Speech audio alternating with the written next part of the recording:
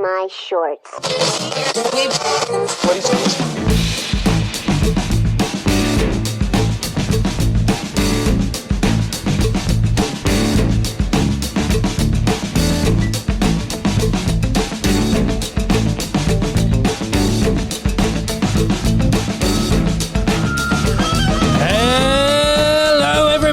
Welcome to the Dave Lee Down Under podcast. I'm, of course, your host, Dave Lee, and this is episode 7.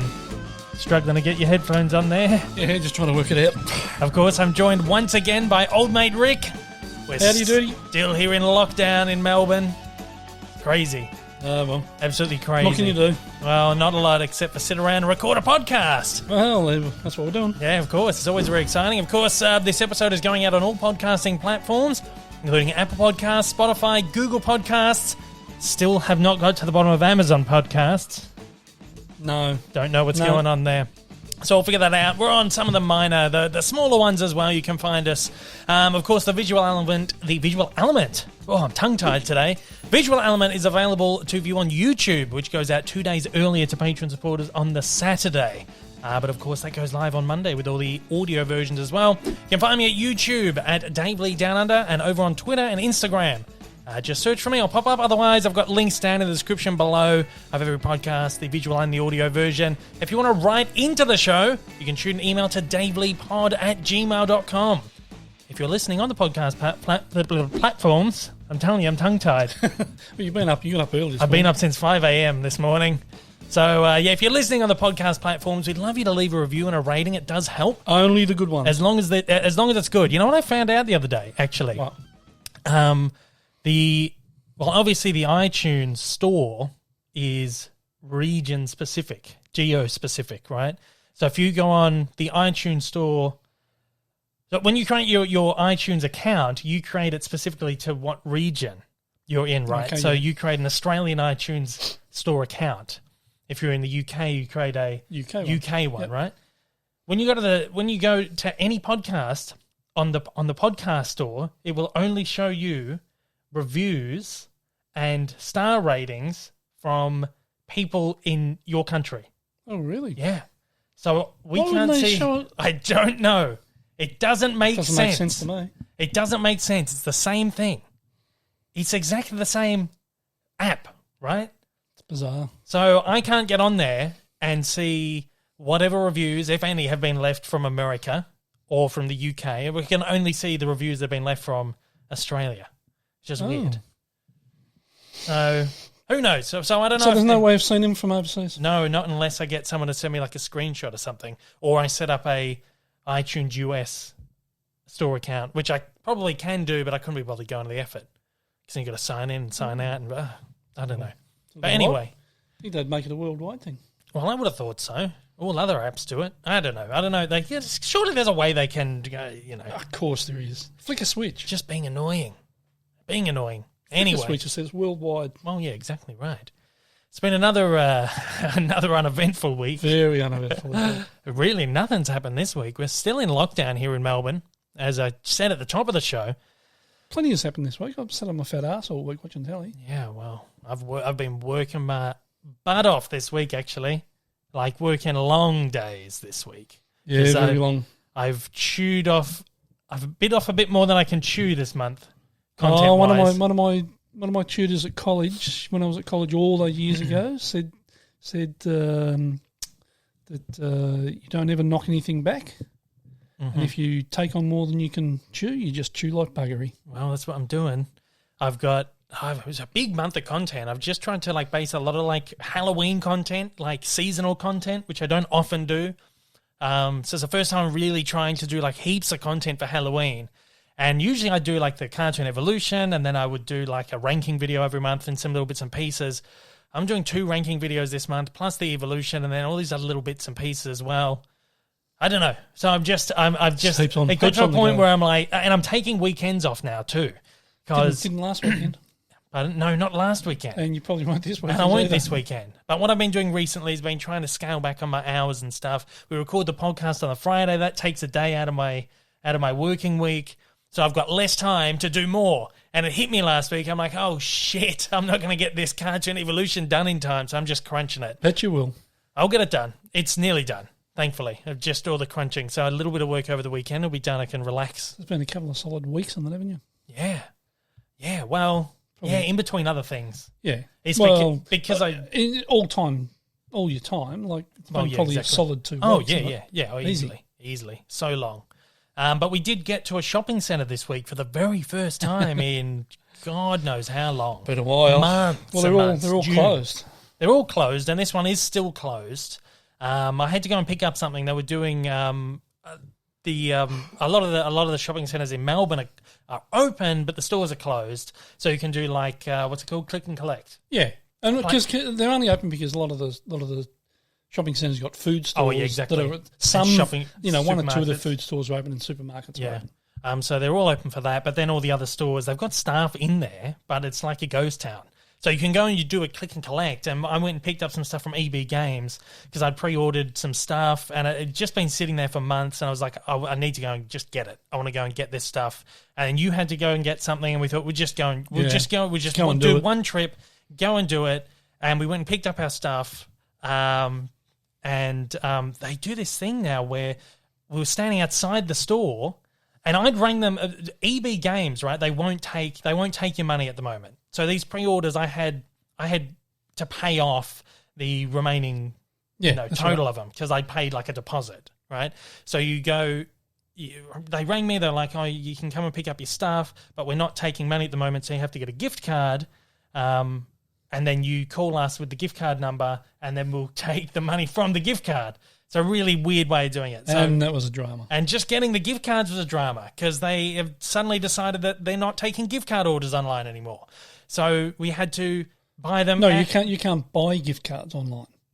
Is that what I said? No, you said they're not taking gift card orders. Oh, same thing. You can't buy the gift cards, right? You can't buy the gift cards online.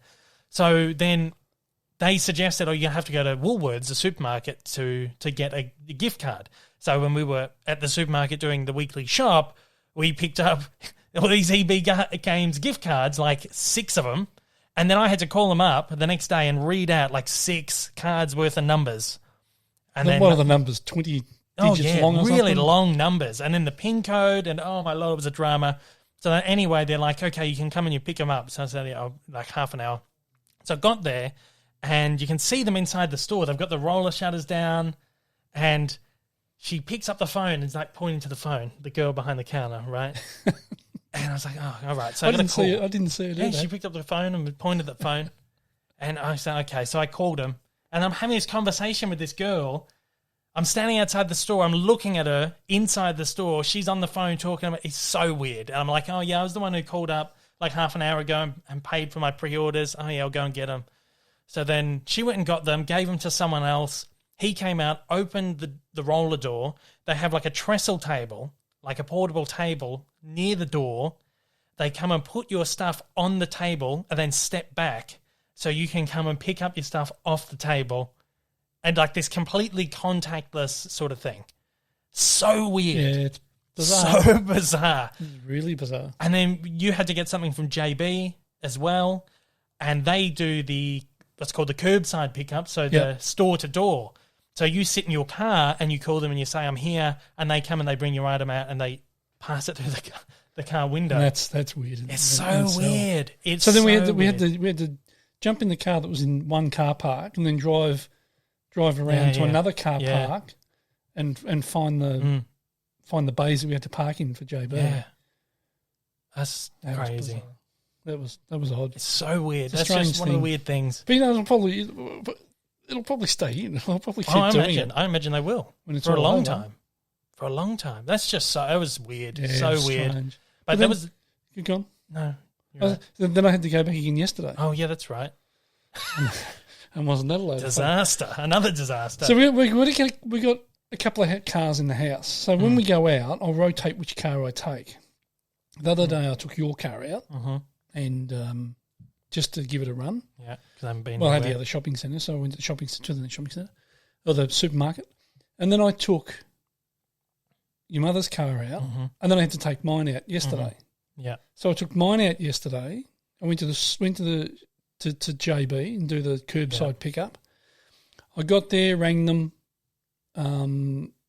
they brought the couple of items that I'd ordered out within about 10 minutes, I suppose. Mhm. In that time, I sat in the car was off, and the radio was on.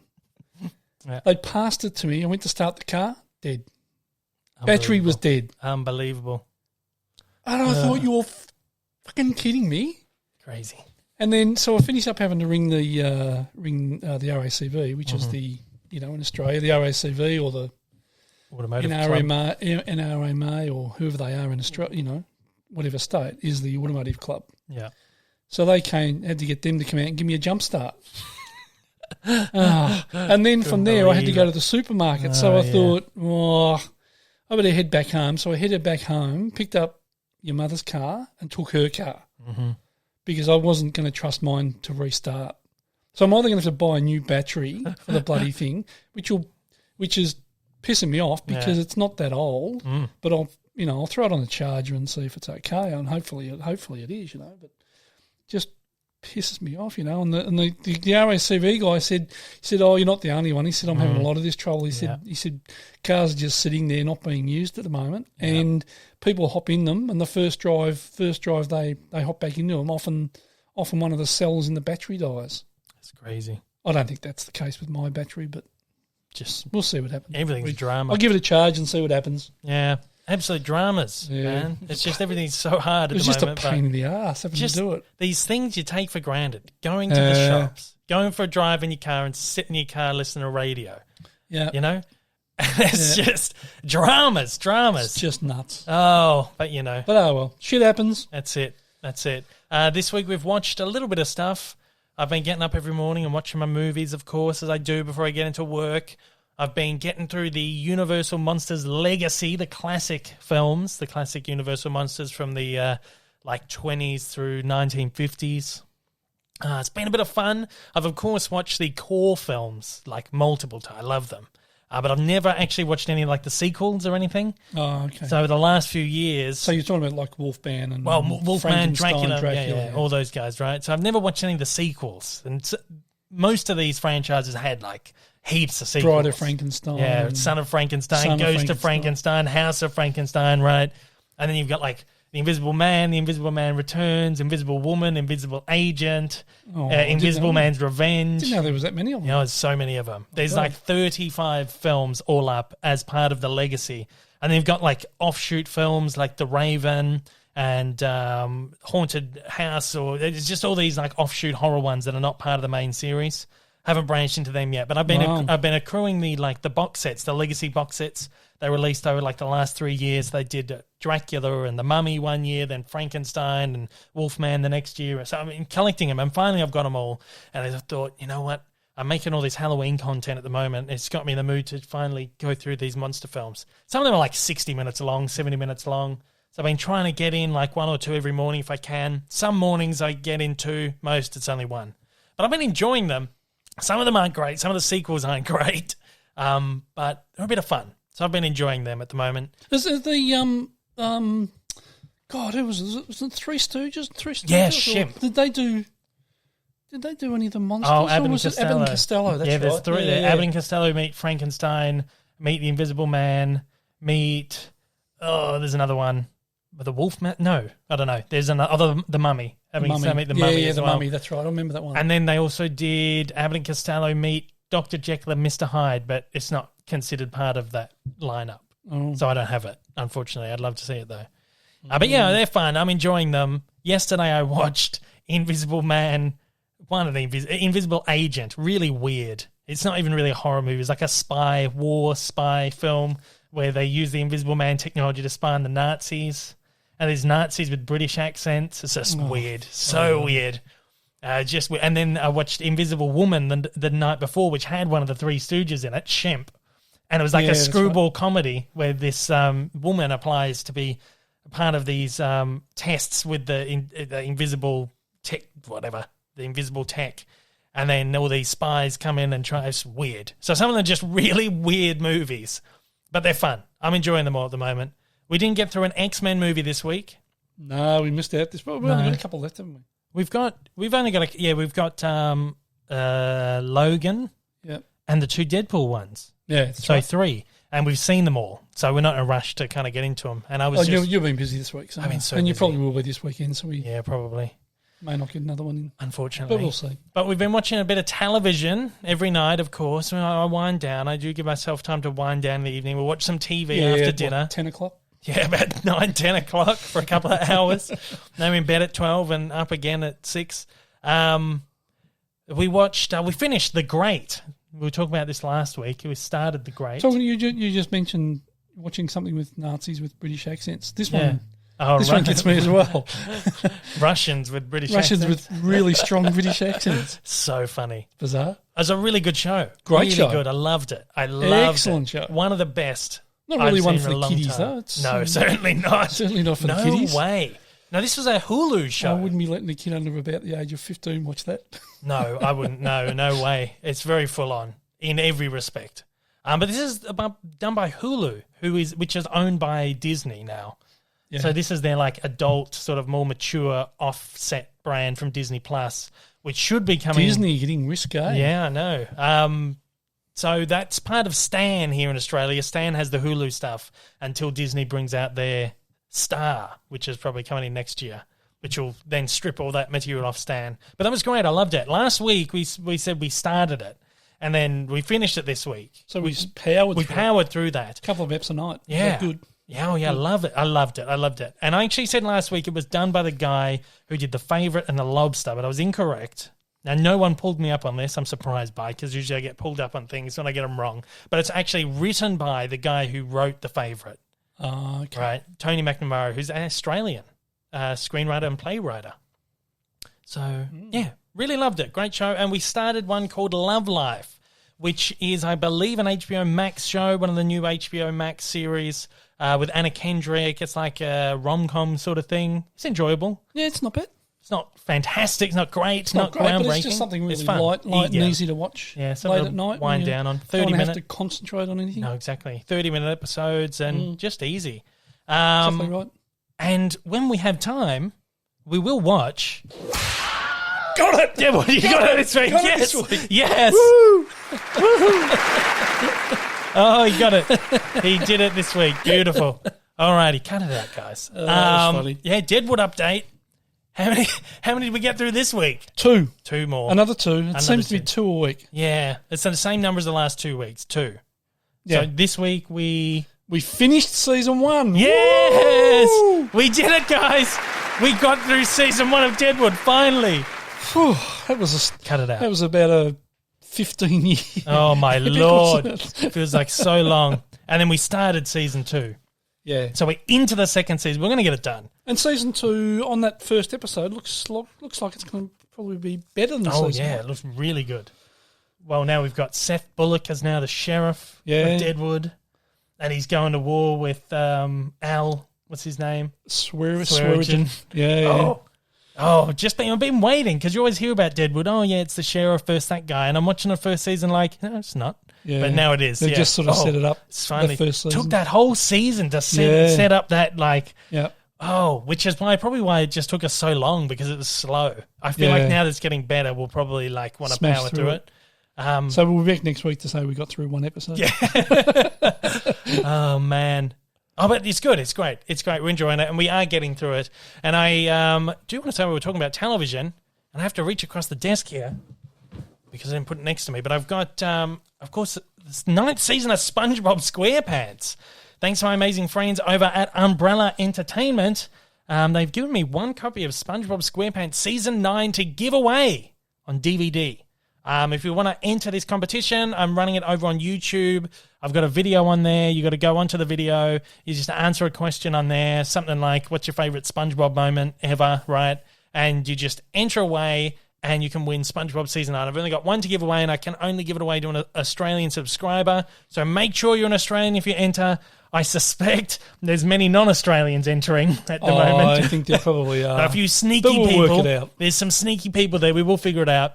Terms and conditions are you have to be an Australian resident to get the disc. And if it turns out you're, say, from America and you've entered and you win, I can't give it to you, so I have to redraw it. But anyway, it's open to Australians. SpongeBob Season 9 DVD. Head there. I'm going to leave a link to that video down in the description if I remember. If I don't remember, just head to my YouTube channel. It'll be on there, like the main page. And blast him for not putting it up. Yeah, there. blast me for it. Why, you forgot to do it. I give you permission.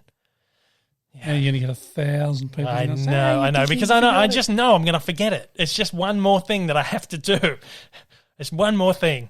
I have to write this, I have to time code it, I have to figure out a thing, have to do a thumbnail, have to upload it to this platform and this one. Just one more thing on my mind. Whiteboard. I know. That's what I got my whiteboard for. I need another one. Last weekend, now today I've been up since 5 a.m. because I was doing another set of interviews. Yep. Which was awesome. It was with you were nice and quiet this morning, didn't wake anybody up. No, quiet for once because it's so early.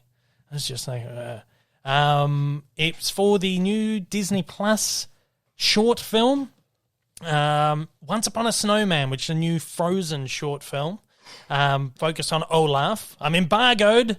We're not allowed to say anything about it. When's that lift? Next week, I think. Sometime next week. Tuesday or Wednesday, I think. Yeah. But we watched that last night, and then I did a set of interviews for that today with the core creative team, lead creative team from Walt Disney Animation. Amazing. So I got to speak with writers and directors Trent Corey and Dan Abraham, lead animator Becky Brissy, and the producer Peter Del Vecchio, who's been at the company since like the 90s, like did Hercules. For crying out loud. Amazing stuff. Oh, it was so good to be able to speak to these people. I'll have my interview for that up next week when I'm allowed to put it up. But last week, I had another interview with the director of the Disney Plus movie Clouds, which Justin Baldoni directed the film. Really fantastic guy. Of course, he was on that. Yeah, he was on Jane the Virgin. Jane the Virgin, yeah. He's an actor, direct stuff, writer, amazing guy, really wonderful guy. And I got to speak to him last week ahead of the launch of Disney Plus Clouds. It's the true story of Zach Sobiech, who was a young artist who discovered that his cancer is terminal and was determined to spend his final days reaching his goals of becoming a recording artist, successful recording artist, and became a viral sensation. Yep. As a result of it. And they made a film about him, true story. Justin Baldoni made a documentary about him many years ago and has now made a film about him. Wonderful film. We weren't allowed to say anything last week. It was fantastic. Fantastic film. I loved it. Absolutely loved it. Loved it. And this is one that Disney have actually acquired from Warner Brothers. So it's the first acquisition that Disney Plus have done for the service as far as a dramatic film goes. So strange. It's very different from anything else that's gone up on Disney Plus. So the embargo's dropped for this one now? Oh, yeah. Thankfully. Last week, we weren't allowed to say anything.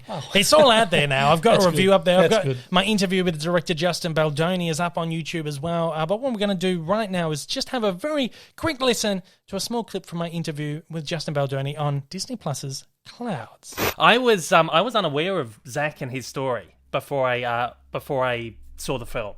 And I've been completely just touched by his story, and I think it's quite remarkable that he can still reach out to people so long after his passing, and I imagine that's a really big part of the experience of the film and making the film and getting it out there on such a big platform as Disney Plus to audiences who there's going to be a lot of people like myself who haven't come across Zach's story before. Yeah, I mean, it's Disney, right? Dreams come true. Yeah. And Disney informed so much of who I am, I think, as a filmmaker. And look, my mission as an artist is to tell stories that touch hearts, that remind people that life is beautiful and worth living. And look, this has all been guided in a way by Zach himself. I say Zach was my director. He's been a part of this from the very beginning. This all started 7 years ago. I was telling his story as part of a documentary series called My Last Days with my friends at Soul Pancake. And his was the 7th story, the final story of that first season on YouTube. And after we met and bonded, we all fell in love. We became family. I made him a promise before he died that I would do whatever I could to help further his mission and make sure that people all over the world knew his name and his story and heard his music, but more importantly, that I'd help him raise money for his fund. Before he died, he set up the Zach Sobiech Osteosarcoma Fund. So at the end of the day, when when his mom wrote this book and I asked if we could turn it into a movie, the mission was not just to make a movie that touched people. It was to make a movie that touched people and inspired people to maybe donate to his fund. You know, at the end of the day, we could end this. Yeah. I would say in movie making, oh, we're not curing cancer. But that, I'm like, well, why not? Quite a few movies that have touched on these themes in the past, but I felt like this was, this kind of explored that energy and that kind of, that feeling more authentically than anything else I've seen in the past. How important was that for you to kind of bring that to your vision? That is everything I hoped for, because, you know, I've been very blessed to experience firsthand the miracle and the richness of what it's like when somebody passes. Yeah. And, you know, I've also been very blessed to experience the richness and what it's like when someone is born. You know, I had kids, and there's a striking similarity between the two. Mm-hmm. What people don't often understand, and what movies tend to fail to capture, is the joy that comes also in death, and the magic that happens, and how people are come together, and how you can have two things at once. You can have tremendous grieving and suffering, and yet extreme joy and hilarious moments that unless you were there, you wouldn't understand. It's never just this one thing. And we see these films where it's just like, you know, this person's dying and it's just miserable and dark and depressing. But this was really a movie about hope. It's not a movie about death. It's not a movie about cancer. Mm-hmm. Not going to fit into any of these critics' ideas of what like a tropey, you know, YA cancer movie is. No, this is a movie about life and living, and taking the opportunity to seize the day, if you will, to live while you're dying or like you're dying.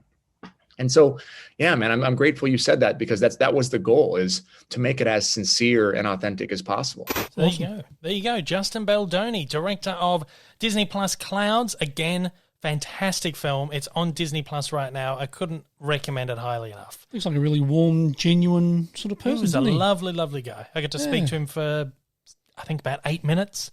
My interview was only supposed to be 5 minutes, but I got about 8 minutes. Well, I've seen the whole interview, and you seem to have a really good connection with him. Yeah, maybe it's the Italian connection. The Italian, maybe. I'm assuming he's Italian with a name like Baldoni. Well, yeah, I'd say so. And of course, you're half Italian. Yeah, well, there you go. And you look at that, you two could just be brothers. Yeah, exactly right. But yeah, no, wonderful, wonderful guy. Great interview. Great film. As I said, it's awesome film. It's on Disney Plus right now. It's really worth a watch. Definitely go check it out. It's fantastic. And as I said, it's really different to anything else that's on there at the moment. And it's really heartwarming and beautiful, and emotional, and it gave me a couple of tears. Yeah, I teared up in it. Yeah, didn't cry, but I teared up in it. Yeah, but it's all right if you cry. No, it's nothing wrong with it. Not wrong. But no, it was a really warm, genuine sort of film, you know, and you could really feel for the young bloke and what he went through, and I think Justin really captured, and of course the actors were fantastic as well. They did a great job. Yeah. But Justin really captured the essence of what that young man went through. Yeah, in his last months of life, you know. Mm-hmm. Yeah, it's beautiful. It's worth a watch. Definitely worth it. If you get a chance, you get on and have a look at it. It's really worth a watch. Fantastic. I think, like I said, right, I'd say it's probably the best original film that's gone on there so far. It's sort of hard to watch some of those films that are biographical of where you've got one of the characters is actually dying and it's a true life story. Some of those are really hard to watch, but this wasn't hard to watch at all. Well, like Justin said, it was just about trying to capture that, the spirit and the energy and the happy moments, not just the sad moments. And it is a very energetic, very happy, fun movie.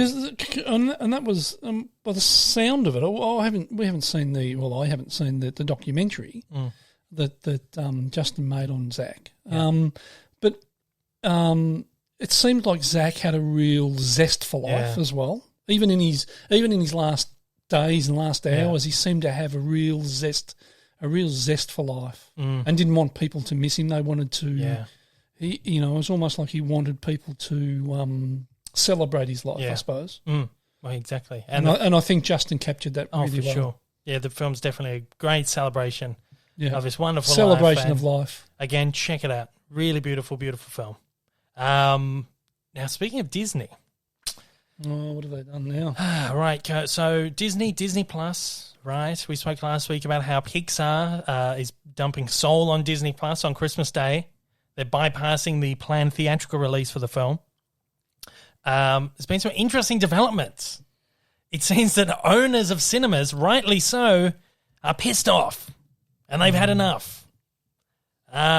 Especially considering that this is the 5th film that Disney has removed from theaters in 2020 and put on Disney Plus, following Artemis Fowl, One and Only Ivan, Hamilton, Mulan, and now Soul. So there's 5 films this year that should have gone to theaters have gone to Disney Plus. This doesn't just mean that us as consumers, as movie viewers, don't get to go and see it in the cinemas, but this means that the cinemas can't play the movies and make their revenue. Get their revenue, right? yeah, that's right. They stay alive. They miss out on their customers. And right? we all want the cinemas to stay alive. Yes, we do. Now, this is an article from Deadline. Headline: Euro Cinemas rep calls out Disney for Soul switch to streaming. Says theatre operators are shocked and dismayed. Now, this comes from the UNIC, the International Union of Cinemas. They issued a statement last week, very long statement. I've clipped a fairly long section out of it, but I think it's important to read. Now, they came out and they said, Walt Disney Studios' decision to release Soul directly onto their Disney Plus streaming platform, depriving many audiences across Europe from seeing it on the big screen, has shocked and dismayed all cinema operators. The vast majority of cinemas across Europe and indeed many regions of the world are now open and able to offer a safe and enjoyable return for audiences. Cinema operators have invested massively in offering the safest possible experience to their audiences on the basis of a promising schedule of new film releases. Yet again, however, they find a distributor delivering another blow. The decision on Soul is doubly frustrating for operators who were counting on the release after the film was previewed at a number of key European film festivals. Only just this week they previewed Soul at a film festival. Very lucky people who got to see it on a big screen. That'd be nice. The statement goes on to say there is compelling evidence that where audiences have returned, they found the experience both safe and enjoyable, but it's also clear that it is the release of new films that will make all the difference in encouraging people back to the big screen. Indeed, across Europe, many cinemas have since reopened successfully, screened countless local releases, underlining that first-run titles are now more important than ever. Decisions to postpone titles, to bypass cinemas and the value they create are extremely disappointing and concerning, and will only delay the day the whole industry is able to put this crisis behind it. It is not only cinemas and audiences who are missing out. This situation must surely also be deeply frustrating for the creators and talents who want to see their films on the big screen. It's no exaggeration to say that by the time some studios decide that the moment is right to release their films, it may be too late for many European cinemas. Not just European, I think cinemas worldwide. Well, we've already seen in the Americas, in Australia, everywhere. Well, we already saw last week. Cineworld in the UK closed all 128 of their theatres across Britain and Ireland. Temporarily, of course. Hopefully it's only temporary. And they closed a further 543 screens in the US under the Regal Cinemas brand, which is owned by Cineworld. So accumulatively, like 700 odd cinemas have closed like last week. This is like nuts. This is one thing that I guess no one's really been talking about until recently is how the theaters are actually going to be hurting from this. It's not just, it's the conversation I feel has shifted from, I don't get to see my movie on the big screen to, oh shit, what's happening to the cinemas? Exactly These right. poor it's not now about, me as a consumer. It's now about these people that provide us with that thing that we consume. Yeah, exactly. But it's not just the theatres though. I mean, you were only reading not long before we started recording about the comedy. Is it the comedy? Oh yeah, the comedy club? One of the comedy clubs here in Australia. The Comics Lounge. The Comics Lounge is one that the Comics Lounge is one that we've been to a number of times. Great place. Great little venue. And they sent out an email just before we started recording, actually saying that they've depleted their funds. They closed down at the beginning of the pandemic. They've depleted all their funds and reserves, and they're now asking the public to donate. So if you're in Melbourne, you're a fan of what's it called? The Comics Lounge. The Comics Lounge. get onto them to help them out. They've got like a Kickstarter thing going on. Because there's not a lot of those venues here in Melbourne. No, there's a couple, but not many. That's the main one. I think it was in financial trouble a few years ago. I'm not sure. And it was bought out by somebody. So hopefully somebody will come along that can afford to pour a fair bit of money into it and keep it alive, because it's a venue that is really needed, I think. Particularly in Melbourne, where we're sort of considered as the cultural capital of Australia. I mean, that's debatable if you live in other states, of course. Yeah. So I think it's a really important sort of venue because there's not really any venues of that sort of quality and calibre in Melbourne. There's a couple of them, but not many. But nothing like that. That's got a huge reputation worldwide. That venue. Yeah, well, Chris Rock was there. Yeah, randomly. He just when he comes into town, he just rocks up there, and if you happen to be there that night, you get a free Chris Rock. They use it as like a test. They use it as like a testing ground for comics that come out. Yeah, for the comedy festival. So it's usually just obviously local artists, but when big international artists come out, they will usually go to the Comics Lounge or one of these smaller comedy venues and just do like a test show out of the blue. You show up to see a show, and then bloody Chris Rock walks out. Yeah, right. Like how amazing. But yeah, it's a GoFundMe thing. They had raised like 17,000 when I looked at it before, and now it's up to almost 18,500. I think even people like, I think Sarah Silverman, I think she's been there. I'm not sure. I don't know. But they've had international acts and stuff there before. Oh, they get a lot. Arj Barker plays there. Yeah, great venue. But yeah, so I don't know. It's so So let's just hope that's not the way that cinema's going to go. Really? Well, hopefully not. I mean, we've already seen it happen with Cineworld, and hopefully they can get back up on their feet. What is going to happen? Are we going to see more cinemas closing? Well, the only way to stop it happening is when they reopen, get out there and support them. Well, this is go and see your films. Oh, yeah, exactly right. And this is why I keep calling the last few weeks is Disney, Warner Brothers, anyone, Paramount, Universal, whoever's been delegating their stuff to streaming, which is pretty much everyone, really. We've seen at least one film from each distributor has been delegated to streaming. Put these films in the cinemas when they reopen. Give Soul a limited release, Mulan a limited release. Put that Tom Hanks bloody thing that was on Apple Plus, Apple TV, that, what was it called? Was it Greyhound? Where he was on the ship as the captain? Yeah, something like that. Right, yeah. Put that up there. Yeah. You know? Give these films small, limited releases and get people back into cinemas to see these movies we're just so dying to see. Right? Yeah. Now, only a couple of days after this statement went out, Disney, oh, Lord, Disney announced a massive change-up in their operations, which has done nothing but stoke the flames, right? Only a couple of days after they've been called out by UNIC. They're just fanning the fire. Throw a bit of fuel on the fire. Yeah. A bit of petrol on the fire. CNBC reported Disney are restructuring their media and entertainment divisions, centralizing their media business into a single organization that will be responsible for content distribution, ad sales, and Disney Plus, in an effort to further accelerate its direct-to-consumer strategy. Now, this happened effective immediately. CEO of Disney, the new CEO of Disney, Bob Chapek, went on CNBC, made this announcement, effective immediately. That's when the change happened, and the stocks for Disney bloody skyrocketed immediately after this. I've got a very small clip here of Bob Chapek on CNBC. This is what he had to say about it. Well, what we want to do, Julia, is accelerate our transition to a real direct-to-consumer priority company. We believe that we've got the opportunity to build upon the success of Disney Plus, which by almost any measure has been far and above anybody's expectations, and really use this to catalyze our growth and increase shareholder wealth.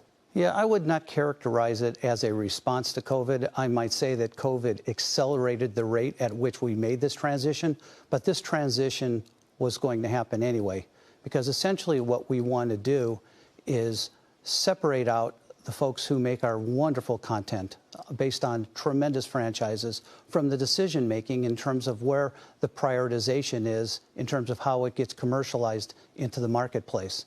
And what we want to do is leave it to a group of folks who can really see objectively across all the constituents that we have, the various different considerations that we've got, and make the optimal decision for the company, as opposed to somehow having it be predetermined that a movie is destined for theaters or that a TV show is destined for ABC.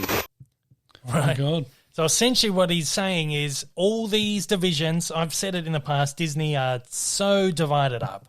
And if I want to contact anyone at Disney, I have specific contacts for specific areas of the company, right? Mm-hmm. Whether that be home media, whether that be Disney, animation, that be Fox, for the 20th Century Studios side, Lucasfilm and Marvel, right? Disney Parks, Disney Channel, Disney Plus. They're all just separate. They're all separate. Not anymore. All one. They have they've created this one new team of people who So, go on. it's now their job to decide what content goes where. It says no more about, we're making a film for Theatrical, we're making a film for Disney Plus, we're doing this. It's we're making content, and now this team decides where it's going to go. That probably goes back to what we were talking about last week about, or the last couple of weeks, about the large blockbuster films will probably go to cinema, Yeah. and the ones that would have gone to cinemas in the past that weren't blockbusters will probably go straight to streaming. Exactly right. While Disney have had a terrible run at non-blockbuster films the last 10 years. Everything that's a blockbuster, most everything that is a blockbuster goes out from Disney, $1 billion plus, right? Had a few flops here and there. The movies that haven't performed very well are the smaller films that aren't based on anything other than like maybe a book or, something like that. Not part of a massive franchise thing. They're pulling like $200,000, $300,000, which is a huge drop down from $1 billion or $2 billion, right? So all these smaller films will now go straight to the streamer. Absolutely no doubt. The only movies we'll get in cinemas from Disney Will be blockbusters. big blockbusters. Yep. The Marvel films, Yep. the live-action remakes, which do $1 billion each, most of them. And I reckon even a lot of the Marvel stuff will probably go straight to streaming too. Well, yeah, because they're doing all the Marvel TV series now for streaming, so I don't know. So, I mean, the question is, what does it mean for the theatrical experience? I think it's just that. It's just that you go to cinemas to see big blockbusters and you stay at home to watch the smaller scale stuff, the independent stuff, the stuff that they're not going to make money on in cinemas, which is a huge blow. Yeah. Well, it's hard to sort of work out what they'll do because you've got, what's his name? The director of The Mandalorian. Jon Favreau. Jon Favreau has just come out and said that they want to be filming the third season of The Mandalorian this year. Yeah. And part of the interview that I saw with him, or read of it, was that he said that he's not going to count out. He's not going to count out crossover. Sorry, not crossover film, but part of this franchise, the Mandalorian franchise, going to cinemas. Oh yeah, I saw that. Yeah, so because now the big rumors are Mandalorian movie. Yeah, it's going to be weird. Yeah. Well, Bob Chapek was actually asked about what this means for the theatrical experience, and you'd hope that he'd come out and go, it's fine. Theaters are fine. We're still making movies for theater. No, they're not. Well, the answer was they're making movies and putting it on a platform where they can make the most money out of it. Well, that's what they're going to do. Well, let's have a listen to what Bob Chapek said, right, when he was asked about this. Yeah, so as you know, we've benefited from a tremendous relationship with theatrical exhibition for many, many, many years. As dynamics change in the marketplace, though, we want to make sure that we're giving consumers who want to go to theaters to experience everything that a theatrical release can give them. We want to make sure that we continue to give them that option. But at the same time, there's a lot of consumers that want to experience a movie in the safety, comfort, and convenience of their own home for whatever reasons they do. So we want to make sure that, again, that we put the consumer first, and the consumer is going to be making the decision in terms of how they consume our media, as opposed to some arbitrary decision that we may make from a distribution standpoint. So we want to look at ourselves as consumer enablers. Consumer enablers. Yep. So it's not theaters first, No. it's consumer first. Yep. And it's and that's what they're in. They're there to provide exactly right entertainment to a consumer, to you and I, and everybody listening. Yeah. So you can sort of understand that. But it's sad. It's sad. Doesn't sound great for the cinemas, does it? It doesn't. No, it doesn't help all these. It might sound like doomsday stuff. Oh, cinemas are closing. Cinema. Far out, man. I don't know, because it's like 2 or 3 days after, the European Cinema Union come out and said, oh, we're feared. You'd hope that a studio would come out and go, oh, no, it's okay. We're still going to support you guys.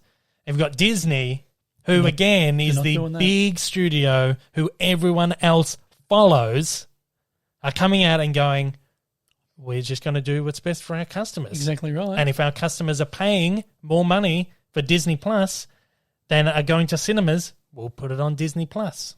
And you'll have lazy CEOs from other studios going, good enough for Disney, let's just do it too. Exactly right. Instead of taking an opposed stance and go, I think this is best for our brand to go to cinemas or whichever, they'll just go, Disney are doing it, why don't we just do it? Well, again, Disney Plus comes out instantly. Warner Brothers, HBO Max, Universal Peacock, Paramount Plus is coming next year. So all the big studios have got their own streaming platforms now, and they're just going to follow Disney. They're watching and they're going to see what they do. It's been the same since the 1920s, right? Everyone followed Walt Disney, and everyone keeps following the name, the brand. And again, I've said this a number of times. It goes back to this talk that I saw with Jeffrey Katzenberg in 2014, 6 years ago. Yep. He was at the time the CEO of DreamWorks Animation. He was asked in this talk where he saw the future of cinema in the next 10 years. We briefly went over this in the pilot episode, but since then I've actually found an audio bite. This is what Jeffrey had to say 6 years ago about where cinema was going to be in 10 years' time. So, 10 years from now, movies will come into movie theaters and they'll be exclusive in movie theaters. My guess is 2 weeks, a little bit, 3 weekends, something like that. 15 days, 17 days, something like that. And then after that, movies will be available everywhere to everyone on the planet, and you will pay for the movie based on the square inch. So the bigger the screen, the more you pay for it. So if you watch it on a projection in your home, you'll pay $12. You watch it on a 70-inch, 75-inch TV, you'll pay $6.95. You watch it on this, you'll pay $1.99. People will pay for this not based on windows of availability, but on the size of the screen, meaning the quality of the presentation that you see. Doesn't that just sound exactly like what's happening right now? It's been a long time coming. It's been a long, long time coming. And this is something they've been planning for years. And that was how long ago that talking of? 6 years ago. 6 years ago. Yep. So Chapek went on to say, actually, that that this is something they've been talking about doing for ages, but the pandemic has accelerated the speed at which it's happened. That's what I've been saying the last few weeks is they've all gone, okay, it's our chance, just jump for it right now, just do it. And they've done it, and it's paying off. And sadly, it's at the detriment for the theatrical experience. And I'm going to be very sad to see cinemas go. Very sad, awful. Well, it'll go in waves. Like I was saying, was it last week, the week before, that there was that period late 90s, early 2000s where cinemas were struggling, and it was because of big franchises like Marvel and Star Wars that they had a revival, and they've enjoyed a really good run the last 15 years or so, and they'll probably have a bit of a lull here, and hopefully at one point it'll come back again, and just come back in waves. Well, I don't think cinemas will close down completely. I don't think so. As we've said, they'll stay open. There might be less around, and it might be that films go to them on a limited release, and then, like Jeffrey said 6 years ago, they go into cinemas for 15 days, and then they're on your streaming platform. Yeah. So Black Widow goes to cinemas 15 days later. You can get it on Disney Plus, right? I think that's kind of the way it's going to go. And the interesting thing about this whole thing now, it completely making sense. The penny has dropped why Bob Chapek was chosen to be the new CEO of Disney after Bob Iger stepped down. He was previously the head of home media. He then went on to head of consumer product, and then was the chairman of Parks and Resorts. So he is behind like merchandising, direct-to-consumer materials, and distribution and stuff for many, many years. I was baffled at the beginning. Why have they chosen this guy? Why have they chosen a guy whose primary focus at the company has been like direct-to-consumer like products and merchandise and parks and stuff? Why not choose Alan Horn, who's the co-chairman of Disney and runs the Disney Studios, is a CCO over at Disney Studios, or Alan Bergman, who works as the co-chairman alongside Horn. I was thinking, why not put one of these guys, the movie guys, in charge? Like Bob Iger. Bob Iger comes from a history of entertainment. Eisner came from, and Katzenberg came from a background of entertainment, of making films. And then they picked this consumer products guy, this guy who is, all about distribution to... It makes sense now. Yeah. The penny has dropped. Yeah, it makes exactly. sense because that's where the company is now going. But you got to ask the question as well about physical media. Oh yeah. What's going to happen with that? I don't know. We've I think you'll see the death of it. I have eventually. a feeling we might. We know that Disney have been reassessing their home media situation for a while. Back catalogue's taken a hit. Back catalogue was demoted to the Disney Movie Club recent, like 5-6 years ago. So the only like back catalogue stuff, like older films that were coming out on Blu-ray, had to be part of the Disney Movie Club to get those and films. You can only be you could only be US, American or yeah. Canadian, to get it, yeah. So I had to get a mate of mine over in Canada, Vince, to send me the stuff to actually get it, right? So that's the only way you could get the catalog stuff. And customers outside of the US are just locked out. So these releases weren't even put on, general release internationally. So the only way you could get movies like Pollyanna or Old Yeller or The Absent-Minded Professor, like absolute classics, were through the Disney Movie Club. So that was one step towards, this is such a niche thing now. Recently, there were reports that Disney are not doing any more 4K back catalogue for live-action titles, and that applies for live-action Disney and Fox, or the old Fox titles. But they're adamant. They've been adamant for a while that their physical releases are still happening for like the new films, like new big release movies. Mulan is apparently coming out on Blu-ray next month. But how long will this go on? Exactly. How much longer? For now, they're going to do it. How much longer can they keep stringing that? Yeah, I don't know. I think it's not going to be that long. I think. You remember guy we used to work with, Pete. Mm. He had everything on hard drives. He didn't want physical media. Yeah. There's a lot of people out there that do it that way, and they would rather stream, and they don't want to. Yeah. They don't want the clutter. Digital And copies and another stuff, friend of ours, Marshy, who he had thousands of films, and he finished up. What did he do? He got rid of. Oh, he got rid of his, because he had a huge DVD collection and then just digitized them all. Yeah. And then got rid of all his DVDs, just gave them away to people. Yep. Crazy. Yeah. Yeah, so that's the way people are going. I think physical media will stick around, but it's going to be a real niche thing. It's going to be like boutique labels, like Criterion, Arrow, Eureka, like the Australian teams over like Umbrella, Shock. They'll be running the market. It'll be just these smaller boutique labels. I think we'll see all the big studios drop out of that.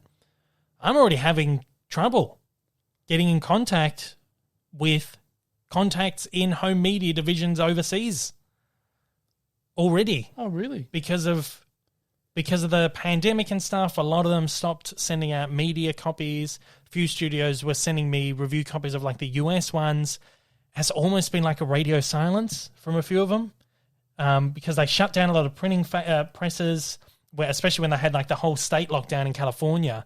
And they said, oh, well, we can't send stuff out because all the presses and all the factories and stuff are closed. Once everything reopened, it's almost like they just went, oh, no, we can't send stuff. So it's almost like it's just this really weird thing where I don't think anyone really knows what's happening.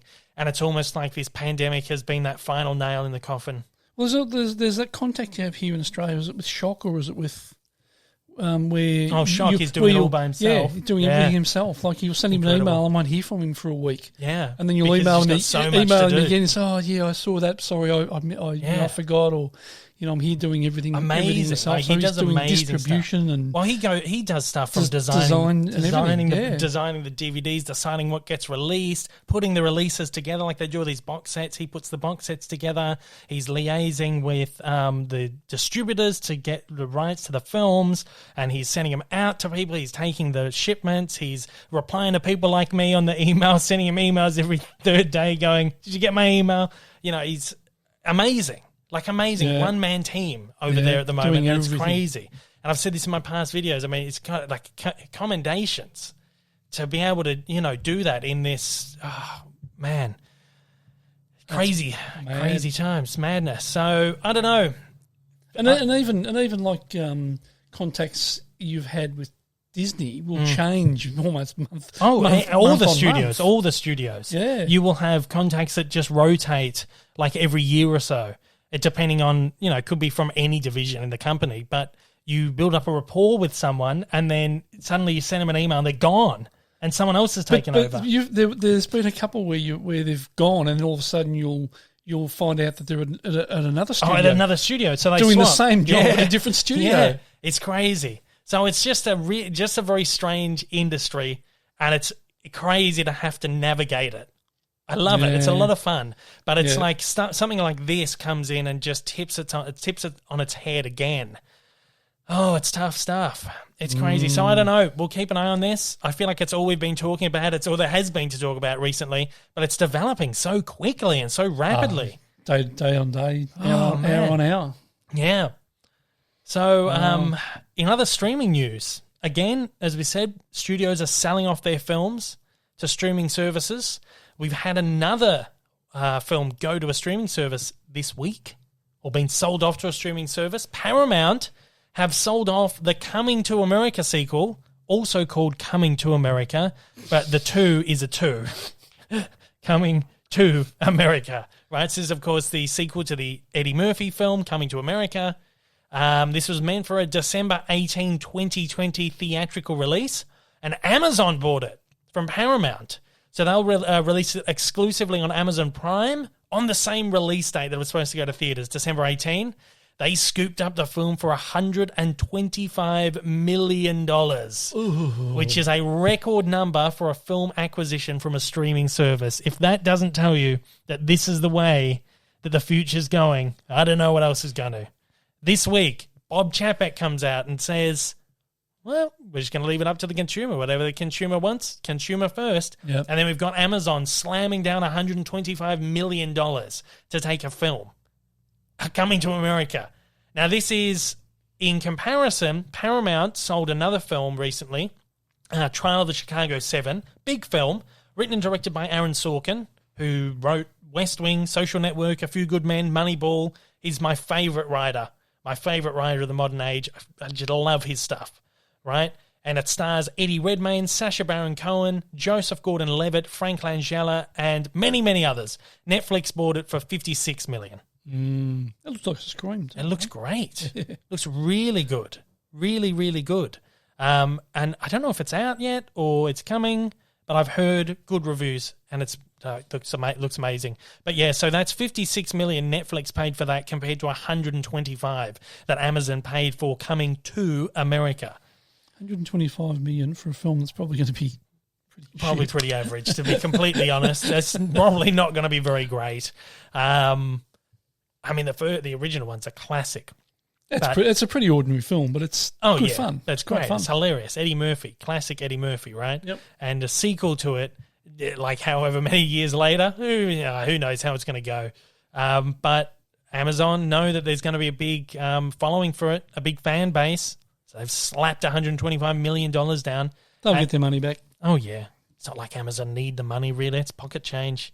That's like dust in the pockets of Bezos. Yep, exactly right. Right? Jeez. Pulls out a roll and it's got bloody 3 million in it. Yeah, exactly right. Unbelievable. So yeah, so that's that's the way it seems it's going at the moment, and we'll keep you all updated as we do every week with the further developments, which is just again happening so rapidly. In other news this week, more Spider-Man news. Well, it's not really news; it's more like rumors and stuff like this. Of course, 2 weeks ago, Jamie Foxx confirmed to be reprising the role of Electro. Last week, Benedict Cumberbatch is confirmed to be in it as Doctor Strange again. And this week, a few sources have reported that Tobey Maguire and Andrew Garfield have signed on. Because as we've been talking about, there's the rumors, which is pretty much confirmed at this point, that they're doing like a Spider-Verse thing, multiverse thing, right? And Tobey Maguire, Andrew Garfield will come in as alternate universe Spider-Man, right? And fight alongside... what's his name? Tom Holland. Just kind of like the animated film, but in live action. So Fandom Wire led the main report. They've been known to publish some fairly unreliable stuff, so we take it with a grain of salt, right? But they sound like this whole thing, one outlet shares something, everyone else shares it, it becomes a big thing. Sony, ET Canada, reached out to Sony for a statement, and they came back with, this is the whole statement. Those rumoured castings are not confirmed. Didn't deny it. There's not a denial. No. Oh, it's interesting. Those rumoured castings are not confirmed. That is it. Now by that I'm reading that I'm reading it's happening. It's not confirmed. Exactly right. And whether it's happening in this film or another film, who knows? It's something. It sounds like is probably on the table, but has not been signed in ink, or has just simply not been announced or confirmed by the studio just yet, right? And I know well enough. You contact a studio to try and get like you contact the PR team to get confirmation on something, and if it's not announced, they will come back with either I'm sorry, that's not true, and then 2 days later you hear it's announced, right? Yeah. This is not happening. This is not confirmed. This is not confirmed. So it's a little glimmer of hope in there that the Spider-Verse could be happening. Oh, could be exciting. Getting all spider tingly. My spider senses. Yeah, that's it. That's an interesting one. We've got a reboot of the Rugrats coming up. Oh, awesome. Now, I showed you this yesterday. It's a great little show. I love the Rugrats as a kid. I wore my Rugrats jumper a couple of weeks ago, my new Rugrats jumper from Zavvi. Yep. I love it. They're doing a new reboot. It's in CG animation. I did a little video on it, cartoon news. It looks good. You saw the picture. It looks fantastic. Yeah, it looks great. It looks so much fun. It's going to be, like, just going by a picture, I mean, that's all we've seen. It looks like it'd be cool. It's just, obviously, it's going to be a reboot of the original series in CG the original animation. people attached to it? Yeah, apparently. Well, all the surviving. It'll have to be good. A few of the cast members have passed away. Those remaining cast members are returning, and I think producers, directors, I believe a lot of the creative team are back on board. Don't quote me on that, but I think so. I think it's a lot of the people who were involved in the original series are back, so it could be good. Oh, I loved it. Well, if it's original directors and producers and writers and stuff like that, it can't help but be good, because that was fantastic. Yeah, That was my favourite show as a kid, for sure. I used to love sitting and watching it with you. It was great. So much fun. Yeah. There's been a few other movies announced this week. Last week we kind of went over a few that have been announced, and there's a few more this week. Ridley Scott, who is 82 years old, right, and is currently attached to 70 movies in development as a producer. Right? That man. 14 of these have been announced as they're like in production now or soon. The others are probably just a bunch of stuff that he's been randomly attached to and may or may not happen. But that's 70 projects in development, some sort of stage of development that he's attached to. And then as director, it was like 11 in development as director, and 4 of them announced. And that doesn't include this. And this doesn't include this new one, which has just been announced, which is called KITBAG. KITBAG, which is a biopic, I assume, on Napoleon. That's right. With Joaquin in the lead role. Yeah. Not much else is known, but that's it. No, that's about all. Yeah. It's not a lot known. But Ridley Scott's attached and Joaquin's attached. Yeah. So hopefully it'll be good. Could be good. Love Ridley Scott stuff. And I think the name for the film KITBAG comes from, what did they say? I can't remember what they said. It was something about I can't remember. It was something about in your kit bag you've got access to a general or something, some sort of military quota. Fair enough. Now, so there you go. Yeah, that'll be cool. He's just wrapped work on a film called The Last Duel, starring Ben Affleck, Matt Damon, Adam Driver, and Jodie Comer, which is about King Charles VI declares that night Jean de Caroche, I don't know, I pronounced that real wrong probably. He settles his dispute with his squire by challenging him to a duel. That's apparently out October 2021. Oh, I hope they do that. You don't pull out the glove and go, hey, do a duel. slap. Yeah. So that's his last film. He's just wrapped that, and that's out next year apparently. Another director who has got a film coming out. I mean, many directors have got films coming out. But someone else, Adam McKay. No, I think he wrote this one too. Yeah, he writes pretty much everything he does. This is called Don't Look Up.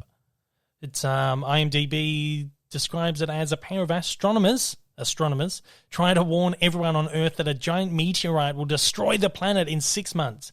Massive cast. Stacked. That's what caught our eye. Oh, yeah.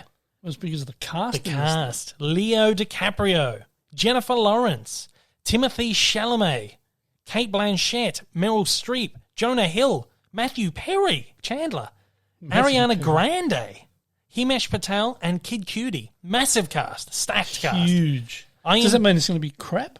Oh, well, yeah. Usually all the time you get these... big cast in a crap film. Yeah. IMDb says it's a comedy. Of course, McKay is best known for comedies like Anchorman, Step Brothers, Talladega Nights, The Other Guys, Get Hard. But he's done some more kind of dramatic, like, dramedies recently, like Vice, The Big Short. So it'll be interesting to see what kind of tone this one takes. I feel like it's probably going to be more like the latter two because of the cast that's involved. Oh, yeah, for sure. DiCaprio's done comedies and stuff like that, but I don't see him doing like an Anchorman. You know? Well, Jennifer Lawrence can do a comedy. Kate Blanchett can do comedy. Jonah Hill, of course. Matthew Perry. Yeah. And Himesh Patel. Yeah. So who knows? Yeah. So that's all we know about it. But, yeah, that could be great. I'm looking forward to dramedy. That. I think it'll be a dramedy. It'll be like Vice or The Big Short. That's how I feel anyway. Bill Nighy is set to star. I love him. He's amazing. He's set to star in an English reworking adaptation of Akira Kurosawa's 1952 film IKIRU, I think it's pronounced. It's about a bureaucrat who tries to find a meaning in his life after he discovers he has terminal cancer. It's not one of Kurosawa's samurai films. It's like a more scaled back kind of drama film. Really, it's almost like it's not a film noir, but it has that kind of low-key kind of feel. Really dramatic sort of film. So they're doing an English version of it. It's been written by Kazuo Ishiguro. I apologize again if I got the name wrong. He wrote the original novels of The Remains of the Day and Never Let Me Go, which will both turn into films, of course. So that could be interesting. A lot of people are like, oh, how dare you touch a Kurosawa film, right? Of course, Star Wars was based on Kurosawa. Yeah. You know, he's such a big influence on so many Western films, right? And this is just another one of those things where an English version is being made of, Kurosawa work. I look forward to it. Should be good. I like Bill Nighy. And Bill Nighy. The original IKIRU, brilliant film. So, looking forward to that one. Be interesting. We've got another one here. Giorgio Clooney. Yeah. Georgie Clooney. He's adapting John Grisham's Calico Joe. He's producing it alongside production partner Grant Heslov and Bob Dylan. Bob Dylan? Yeah. Apparently Bob Dylan has a production company and he's brought it to the table and, they're all doing it together. I suppose George Harrison poured a lot of money into films. So. True. Yeah. Clooney's going to direct it too. Deadline says that the novel, Calico Joe, tells the moving story about fathers and sons, forgiveness and redemption, set in the world of Major League Baseball. Ooh. Sounds more like something Kevin Costner would be attached to. Exactly. But George Clooney is doing that. He has another film in the bag too called Good Morning Midnight, also known as The Midnight Sky. So when you see it on George Clooney's IMDb page, it's Good Morning Midnight, but you click on it and it comes up as The Midnight Sky. Oh, So I don't know. One of those weird. One of those weird things. He's in it. Stars George Clooney, stars Felicity Jones, who I love, think she's great. Carl Chandler, Coach. we love the coach, yes, and David Oyelowo. So that's a great cast, and yeah, looking forward to that. I don't really know too much about that. Oh, it's a post-apocalyptic tale, which follows a lonely scientist in the Arctic as he races to stop Sully and her fellow astronauts from returning home to a mysterious global catastrophe. So it sounds similar to that Adam McKay thing. We got a lot of these sort of, what do you call it, apocalyptic things happening at the moment. So it's completed. It's supposed to hit cinemas this December. This is the Midnight Sky one, not the baseball one, not the Calico Joe. Good Morning Midnight, a.k.a. the Midnight Sky. Supposed to hit cinemas this December, but it feels like something that Netflix or Apple or Amazon is going to snap up. So, I don't know. We'll see about that. More than likely. Netflix, probably. Probably. It's just that, it just feels like that kind of movie that just won't get put out there unless the streamer is going to pick it up, especially right now. Yeah. Well, it's not a big blockbuster film or anything like that, so you would think that Netflix or Amazon will come to the rescue and pay for it and put it on. Well, hopefully. But, I think get to see it somehow. George Clooney, you can't go too wrong watching a Clooney film. No, I've loved almost everything he's been in. A couple of duds, but just as is everyone's filmography, really. But what do you do? Not a lot. It's part and parcel Just of watch it wherever you can watch it, I think. Exactly right. Let's get to some subscriber questions. That's about it for the news this week. It's been a bit of a thin week. A few big revelations, a few big developments, but other than that, been very thin this week. So let's do some subscriber questions. Still been crapping on for a while. Yeah, an hour and 12 minutes worth right now, yeah. Some subscriber questions. Yeah. Where do you want to start? Blake? On the top, yeah. Blake again. Eisen, who's a Patreon and has been for a long time. And followed Dave since the almost beginning, day one. Yeah, thanks again, Blake. As Twitter is down, Twitter was down this morning. Oh yeah, wasn't Twitter it? was down, man. I was trying to tweet and it wouldn't send my tweets. Yeah, and then I found out that it was happening to everyone. And then I finally got it working for me, and I got the post out. I should have done it yesterday, but I've been so busy I completely forgot about my post about give me some questions. So I put the post out, and other people were still having problems with Twitter and couldn't tweet me questions. So Blake sent it on the Patreon platform. Okay. So he says, as Twitter was still down for me, I thought I'd post my question for the podcast here. Mm-hmm. Do you think the cinemas will stay open full-time for the remainder of 2020, surviving off reruns heading into Christmas season, or do you think they'll close down until next year brings new releases? And on a side note, he says, go Storm. Of course, Melbourne Storm in the NRL. I'll be watching that tonight. Yeah, beautiful. Go Storm. So, well, I don't know. I feel like they probably will. They'll stay open as long as they can, where they can, and then I don't know. It's so unpredictable at the moment. Yeah, I think they'll probably. I would think they'll stay. I think they'll stay open and scrape through. But as far as I'm aware, there's people going to the movies. There's people bringing in, a little bit of money. As long as they can survive on, a bit of revenue, people will go and buy popcorn and all that stuff. Not here in Melbourne, though. Not in Melbourne, not yet. I've been saying that for the last 7 weeks. Not here in Melbourne, though. Not in Melbourne yet. Hopefully. I think they'll stay open. I feel like it wouldn't be a Christmas season without the chance, the opportunity to be able to go to the theatre, the cinema. Yeah, exactly. So I feel like they will. Let's hope they do anyway. Yeah. Catherine Alvarez, who's another long time. Yeah, seen her comment sub, I think. I don't know how long, but she's always commenting. Yep. What's your idea of a perfect Muppet movie? Oh, perfect Muppet movie. Well, I've been vocal about the recent Muppet show, which I thought was dreadful. It's just so stupid. For me, the Muppets, I've said this a lot, and it's a controversial thing for a lot of people, but I feel like the Muppets the Muppets were very successful for a small period of time. 70s through to the late 60s, 70s, through to the late 70s, 80s, and then through the very early 90s.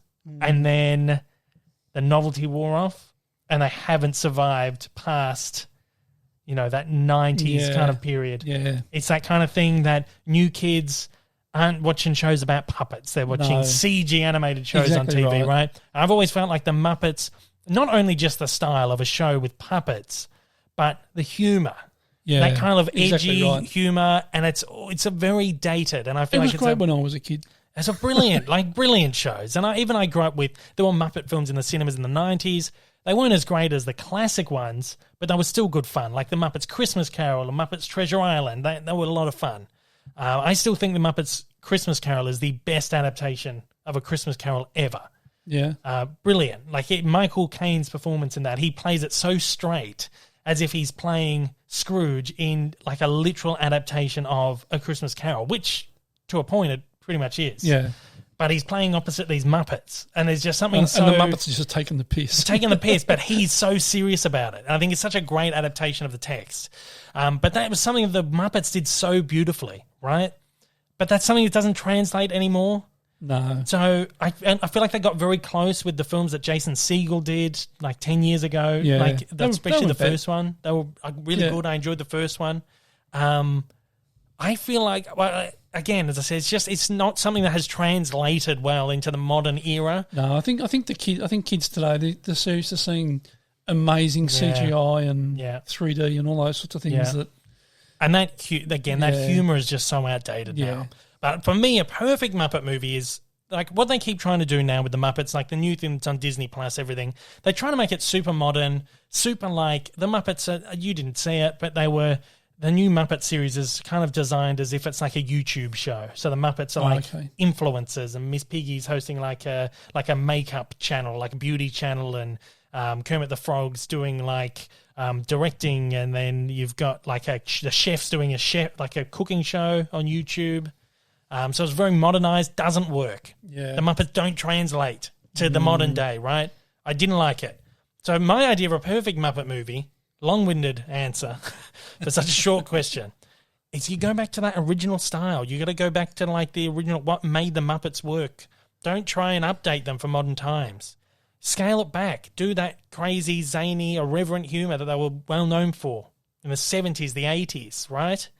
That's the perfect Muppet movie. But then again, I don't think that's going to be well received today. So maybe put them to sleep. Don't kill them. Don't kill the Muppets. That's not what I'm saying. Just put the brand to sleep. Yeah, exactly. Right. Looney Girl 64. What's your most anticipated film for 2021? I don't know. Well, depends on what's coming out next year. The stuff that's currently on the slate, I'd say Black Widow, Spider-Man 3. I feel like Spider-Man 3 especially is going to get bumped. But other than that, maybe Luca from Pixar. Looks really beautiful. Yeah. I think so. Jamiro Fernandez. Were you disappointed that Soul has been moved to Disney Plus? Because I must admit. Yeah, it's a movie I would love to see in cinemas. Oh, looks stunning. Like animation looks beautiful. Yeah. They released a new trailer this week. They put out a bunch of new like pictures, like first look images. It just looks stunning. I'm very disappointed I won't get to see it on the big screen. Well, hopefully they'll have a limited release, even if it's at IMAX or something like that. We'll still pay the money and go and see it. I think it'll be beautiful. Right, for sure. Teenager. Yep. What does he or she say? I'm very excited for the upcoming Animaniacs reboot. Are you? Yeah, of course I am. It looks so good. I've been covering it, the Animaniacs. A lot of people are interested in it because the videos have been doing well. Whenever there's Animaniacs news, they do a video and it does really well. They did the new first look clip came out this week. Looks so good. So good. And it is, again, they've brought back this is one of those things where they bring back the original writers, the original production team. They bring back the original cast. Steven Spielberg is back producing it as he did the original series. It just looks so damn fun. And the clip they put out, I don't know if you saw it or saw much of it, but they riffed on Jurassic Park, which is a haven't seen it. 25-odd-year-old movie. How many shows are doing a spoof of a 25, 30-year-old film these days, right? So they're sticking to the core of what made them, and just being zany, irreverent, and very self-aware. And it's that thing that Muppets needs to do. It needs to stick within that original style that made them so perfect. It looks amazing. I'm so excited for it. Animaniacs. Okay, next one. JD Navarro, or Navarro, however you want to pronounce it. How are things in Australia right now with everything going on? It's going all right. I mean, everywhere but Melbourne seems to be doing okay. We're doing okay at the moment. I mean, we recorded 2 cases today. And no deaths, which is beautiful. So hopefully, I think we've got on Sunday. We have we find out what's happening. Find next. out whether we're getting relaxed restrictions and stuff. So hopefully we can sort of go, because we're only allowed to travel within 5 kilometres of home. Mm-hmm. So hopefully that'll drop that. And a few other bits and pieces. I don't think things like retail stores will open.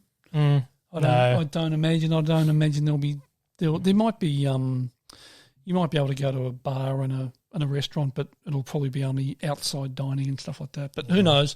We'll have to wait until Sunday and we'll have more. Things are going okay. They're slowly getting there, slowly getting better, and hopefully we'll see what happens. It's just sort of starting to get everybody emotionally, mentally, at the moment. And that's the tough people thing. People just want it to be over and done with. Yeah, we know it's not going to be over, so that's the sad thing. Do the best we can. Yeah. Last question. Samster Madness. So is that Samster? Yeah, Samster Madness. What's your favourite 2000s Nicktoon? Well, I don't think I was really watching Nickelodeon. I don't know if I was watching a lot of that kind of stuff when in the 2000s. It was on our cable provider, Foxtel. Yeah. I can't remember you really watching. I was always watching Disney Channel over Nickelodeon. So a lot of the early Nick stuff I saw because they played on the ABC when I was very young, like Rugrats, Real Monsters, Hey Arnold, Angry Beavers. They were all played on ABC. But then later years, actually, I don't think we didn't have Nickelodeon on Optus originally. It was Cartoon Network. You only had Cartoon Network, and then Foxtel had Nickelodeon. So the only way I'd be able to watch the Nickelodeon stuff was at Nan's. Yep. That's why I never watched any of that. That's why there's this whole period of Nickelodeon stuff I missed out on because we didn't have it. But it did come in. We have it now, and we've probably had it for 10 years. But no, there's this period where the only way I could see Nickelodeon was if we went to Nan's house. Oh, okay. Because that was on Foxtel? But it was on Foxtel, but not Optus. Because we had Optus. We had TV. Optus at the time, right. Yeah. And Foxtel had Optus. Optus had Nick and Cartoon Network, but we only had Cartoon Network. So I was always watching Cartoon Network or Disney Channel. But I believe that Rugrats was called All Grown Up or All Growed Up or something like that. Yeah. And that was the spin-off of the Rugrats where they were teenagers. That was fun. Yeah. I saw quite a bit of that, and I really liked that. But it'd have to be the Rugrats. Has to be that, yeah. Rugrats. So there you go. And that brings us to the end of another show. And there's another week. 7 weeks down. Who knows how many more to go. Hopefully many, many more. As long as you guys out there keep listening. Thank you for listening. You can, of course, find me on YouTube at Dave Lee Down Under. And tell your friends to get on too. Tell your friends to get on. Leave stuff. Leave positive reviews, and we'll get out there on the podcast platform, and random people will find it. And that's what we love, because then the random people form the community. Exactly right. And that's what we want. And that's what this is all about, building communities. Exactly right. So, look, again, you can find me YouTube, Twitter, Instagram, all that. You can find links to that down in the description below. This episode is going out on podcast platforms, including Apple Podcasts, Spotify, Google Podcasts, all the major ones. Haven't sorted out Amazon yet. We'll get to that. And it's on a bunch of the minor ones as well. A visual element is also available to view on YouTube. That goes out 2 days early to Patreon supporters. If you want to support the show and support the Dave Lee Down Under brand, patreon.com/Dave Lee Down Under. This week on YouTube. For as little as $1 a month. Little as $1 a month. Very exciting. Cheap. Very cheap. Yeah. Last week, I launched my top 30 Simpsons Treehouse of Horror on YouTube. I also launched my review of Disney Plus Clouds and my interview with the director, Justin Baldoni, so you can check all of that out. This week, I'm finally launching the next cartoon evolution, which is Casper the Friendly Ghost. Very excited about that. I need to finish that this weekend. Hopefully hopefully. I'm definitely going to get that out to patrons early, I promise. It's going to happen. So that's out Tuesday the 20th to everyone. Voice Evolution will follow on Thursday the 22nd. I'll also have my interview with the Walt Disney Animation team behind the upcoming Frozen short Once Upon a Snowman. The SpongeBob competition is going, so get on and try and enter that. You win yourself a SpongeBob Season 9 on DVD. The music stops. I'm going to start it up again. Right, so if you want to write into the show, you can shoot an email to daveleepod@gmail.com. Thanks to old mate Rick for joining. Thanks, Dave. And thanks to everybody out there for listening. Thanks, everybody. Have a great week and stay safe. Take care, guys. Bye.